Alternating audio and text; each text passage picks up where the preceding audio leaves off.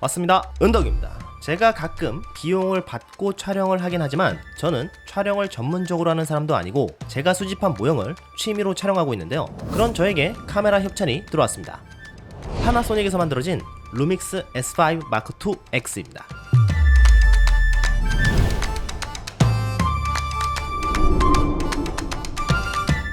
유튜브는 누구나 할 수 있기 때문에 촬영 장비를 꼭 카메라를 써야 한다, 이런 건 없습니다. 유튜브 자체도 내가 촬영한 것이 아니라 인터넷에 존재하는 고화질 푸티지를 이용해서 완결된 영상을 만드는 경우도 많고, 촬영을 하더라도 요즘은 핸드폰이나 액션캠이 최상의 화질은 아니지만 흔들림 방지 효과도 탁월한 데다 무게까지 카메라보다 한참 가볍다 보니 더 나은 품질로 촬영이 가능한 경우도 덜어 있습니다. 하지만 내가 찍고자 하는 피사체가 정말 예쁘게 나와주길 바란다면, 영상을 보는 사람이 더 예쁘게 내 모형을 봐주길 바란다면 이때는 조명과 카메라를 사용해야 할 필요가 있게 됩니다. 그럼 어떤 카메라가 모형을 찍는 우리에게 필요한 것인지를 생각해 봐야겠죠. 일반적으로 카메라를 전혀 모르시는 분들이 카메라를 선택할 때는 먼저 사용해본 사람들의 평가를 보고 선택하는 경우가 많을 것이라 생각됩니다. 그래서 저는 파나소닉 루믹스 S5 마크 II X가 가진 기능 중에 모형을 찍는 입장에서 바라본 제가 보기에 좋아 보이는 기능들 몇 가지를 소개해보면서 모형을 촬영해 보겠습니다. 그럼 모형을 먼저 꺼내봐야겠죠. 오늘은 에반게리온 히로인들의 뉴타입 표지 버전을 피사체로 사용해 보겠습니다. 한 번에 3개라니 너무 좋군요.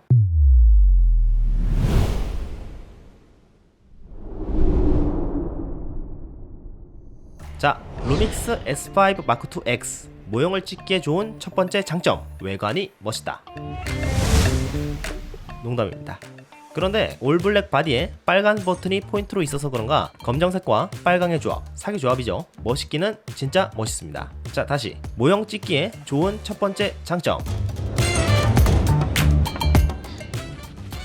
바로 화질 대비 가성비가 매우 훌륭합니다. 물론 가성비만을 가지고 카메라를 선택하진 않겠지만 가격이 생각보다 큰 비중을 차지한다고 볼 수 있는데요. 루믹스 S5 마크 II X는 애플 프로레즈로 녹화가 가능하면서 다양한 포맷으로 고화질 촬영이 가능한 데다 외장 SSD에 기록이 가능하다는 정말 압도적인 장점을 가지고 있습니다. 특히나 외장 SSD에 직접 저장하는 기능은 메모리 카드를 필요 없게 만들어서 제 촬영 스타일상 너무 편한데요. 저는 앞으로 이 기능이 카메라 선택에 굉장히 중요한 요소가 될 것 같습니다. 가격도 메모리 카드보다는 SSD가 훨씬 저렴해서 가격 세이브가 은근히 많이 되는 편입니다. 다만 이렇게 외장 하드를 달고 쓰려면 카메라 케이지가 선택이 아니라 필수가 되기는 합니다. 그래서 저는 외장 SSD 사용을 전제로 루믹스 S5 마크 II X의 다양한 포맷 중에 4가지를 엄선해서 즐겨찾기에 저장해 두었는데요. 상황에 맞게 선택해서 촬영하게 될 것 같습니다. 애플 프로레즈로 촬영하면 좋기야 하겠지만 용량이 너무 크더라고요. 아쉽지만 진짜 날씨 좋을 때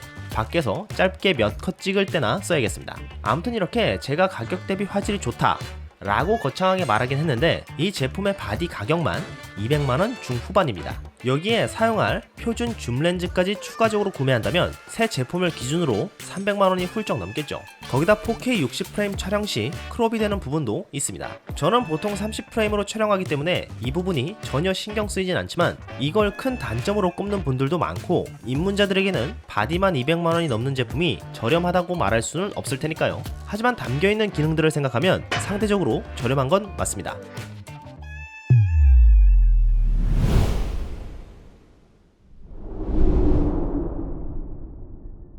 두 번째 장점, 리얼타임 럿 기능입니다. 일단 럿이라는 걸 간단하게 이야기하자면 색감이나 분위기를 레시피로 만들어둔다는 느낌으로 생각하시면 될 것 같은데요. 제가 처음 영상을 시작했을 땐 럿이라는 게 대중적으로 배포되어 있지 않았음에도 밝은 영역과 어두운 영역을 많이 담아낼 수 있는 로고 촬영이 좋다는 이야기에 뭔지도 모르고 로고 촬영만 했었는데요. 이렇게 별다른 럿을 쓰지 않으면서 로고 촬영만 계속하다 보니 색 보정을 계속해야 하는 상황에 직면했었습니다. 그래서 편집 과정 중 색 보정의 피곤함을 여러 번 느낀과 동시에 제가 색 보정을 잘하지 못한다는 걸 인지한 뒤로는 로고 촬영은 하지 않고 한동안은 기본 색감으로만 촬영했었는데요. 그런데 요즘은 다양한 럿들이 배포가 많이 되어 있고 제조사에서 기본적인 709 럿을 제공해주기 때문에 몇 달 전부터 새로운 걸 해보고 싶은 마음이 생겨서 다시 로고 촬영을 하게 되었는데요. 일단은 기본 색감과 유사한 709 럿의 의지를 많이 하기 시작했습니다. 이 럿을 사용한 뒤로는 심플하게 709 럿을 넣어주고 밝기와 어두운 영역 수치를 미세하게 조절하는 정도로 마무리했었는데요. 이렇게 색감을 단순하게 사용하는 제게 있어서 리얼타임 럿 기능은 상당히 매력적인 기능이었습니다.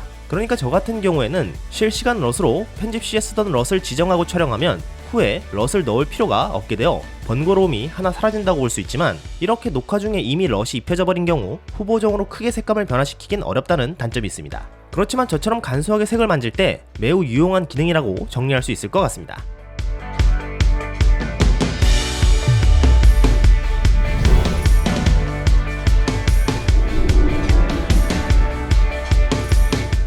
세 번째 장점, 강력한 손떨림 방지 기능입니다. 제가 지금 쓰고 있는 기종도 손떨방이 있는 제품인데, 루믹스 S5 Mark2 X는 차원이 다르다고 말할 정도로 정말 체감상 손떨방이 우수하게 느껴졌습니다. 영상을 고급스럽게 만드는 가장 빠른 방법이 바로 불필요한 떨림을 제거하는 것이기 때문에 이 강력한 손떨방은 매력적인 포인트가 될 수 있는데요. 저는 불필요한 떨림을 해결하기 위해 촬영 시 삼각대나 모노포드 그리고 슬라이더 등을 이용해 카메라를 거치한 뒤에 사용해서, 사실 카메라를 손에 들고 촬영하는 경우는 거의 없지만 제가 몇 년 전 일본 여행 중에 카메라를 손에 들고 4K 24프레임으로 촬영했다가 흔들림을 제대로 잡지 못해 촬영본을 대부분 버린 기억이 있어서, 그 뒤로는 핸드헬드로 행사장에 전시되어 있는 모형을 찍을 때는 풀 HD 60프레임으로 촬영한 다음 편집 시에 슬로우와 흔들림 보정 옵션을 사용하곤 했었는데요. 앞으로는 평범하게 찍어도 충분히 사용 가능한 푸티지를 담아낼 수 있을 것 같습니다.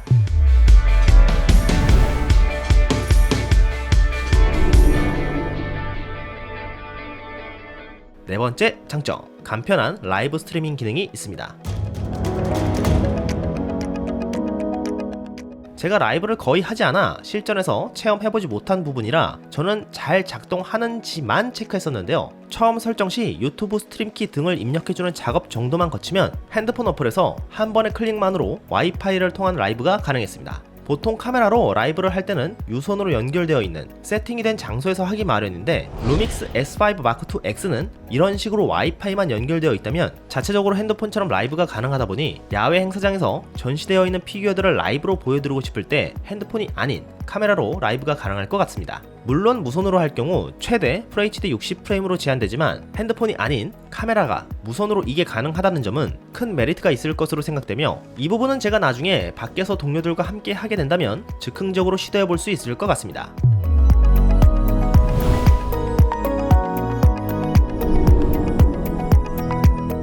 여기까지가 제가 루믹스 S5 Mark2 X를 사용해보면서 느낀 장점이었는데요. 이 외에도 풀사이즈 HDMI 포트가 있다거나 기본적인 버튼의 배치가 좋다거나 발열을 제어하기 위한 쿨링 팬이 있다거나 하는 그런 소소한 장점들도 있어서 유튜브를 하는 1인 창작자들에게는 매우 강력한 동반자가 될 것 같은 느낌이 들었습니다. 그리고 이건 장점이라고 볼 순 없지만 개선이 되었으니 이야기를 해보자면, 오토포커스, 그러니까 자동 초점이 제가 써본 바로는 아직은 조금 아쉽긴 했지만 치명적인 큰 문제는 느끼지 못했습니다. 기본적으로 모형은 사람보다 한참 작기 때문에 촬영자와 카메라를 연결이라도 하지 않는 이상은 오토포커스가 생각한 대로 포커스를 컨트롤해주는 건 불가능하기 때문에 깔끔한 컷을 위해서는 자동 초점과 수동 초점을 동시에 사용해야 하는데요. 다행스럽게도 오토포커스가 작동하면서도 초점 링으로 포커스를 조절할 수 있는 옵션이 존재해서 제 스타일대로 촬영이 가능했습니다. 물론 핸드폰 어플을 터치해서 카메라 모니터를 터치하는 것과 같은 초점 컨트롤 역시 가능했습니다. 그리고 자동 초점과 수동 초점을 빠르게 딸깍 한 번으로 스위칭이 가능하다는 점, 이것도 굉장히 작은 부분인데 아주 좋은 위치에 있어서 좋았습니다.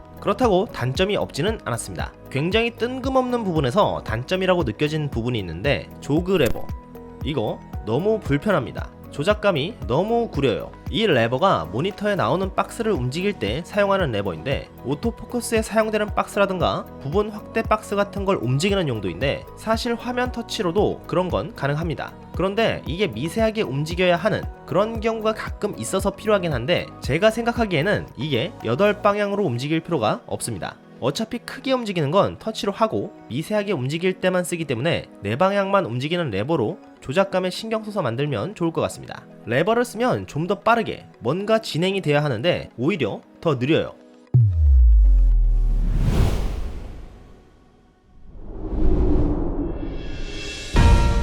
마지막으로 함께 포함되어 있던 번들 렌즈 두 종류에 대해서도 짧게 이야기를 해보자면, 2060 줌 렌즈와 50mm 단렌즈가 있습니다. 일단 50mm 단렌즈는 모형을 찍기에는 부적합했는데 최소 초점 거리가 모형을 찍기에는 너무 멀어 보여서 쓸모가 없었습니다. 그래서 탈락입니다. 2060 렌즈는 표준 줌 렌즈에서는 보기 힘든 20mm의 화각이 있다는 부분과 최소 초점 거리가 짧은 편이라 접사가 어느 정도 가능해서 좋았고, 화각에 따라 조리개 값이 변하는 가변 조리개가 아쉬운 점이었지만 이 렌즈는 어떻게 잘 써볼 여지가 있어 보였습니다. 그래도 저는 바디만 구매한 후 표준 줌 렌즈인 2405 렌즈를 하나만 구매해서 쓰는 게 좋을 것 같고, 저도 그 렌즈를 구매할 생각입니다.